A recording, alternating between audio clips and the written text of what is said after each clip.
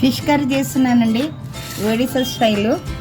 ఇగోనండి పచ్చిమిరకాయలు, ఎల్లిపాయలు, అల్లం, ధనియాల పౌడర్, ధనియాలు లేవు, ఉప్పు అండి, తెల్ల ఆవాలు, పసుపు, జీలకర్ర, నల్ల ఆవాలండి.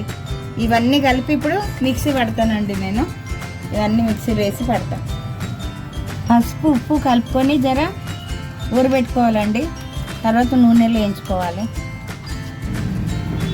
ఆవ నూనె అండి, మస్టర్డ్ ఆయిల్, ఆలు వేయించుకొని తీసుకోవాలండి. వేగినాక తీసుకోవాలి. ఆలు వేగినాయండి, తీసుకోవాలి. ఇప్పుడు ఫిష్ వేయించుకోవాలండి. ఇప్పుడు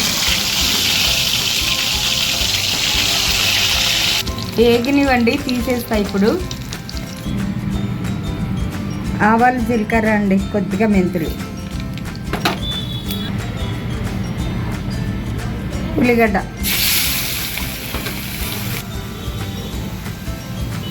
కారం అండి,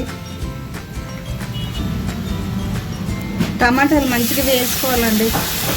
బాగా వేయించుకోవాలి మెత్తగా అయ్యేదాకా.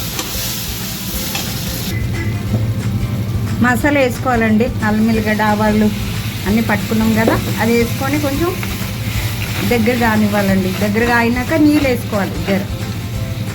కొంచెం వాటర్ పోసుకోవాలండి.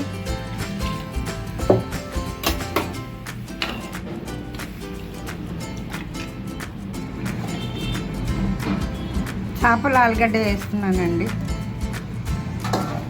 కొంచెం సేపు ఉడకనిచ్చి అయిందండి. ఒడిశా స్టైల్ అండి ఇది. సూపర్ ఉంటుందండి అన్నంలో వేసుకొని తింటే. ట్రై చేయండి, ఎట్లా ఉంటుందో కామెంట్ పెట్టండి.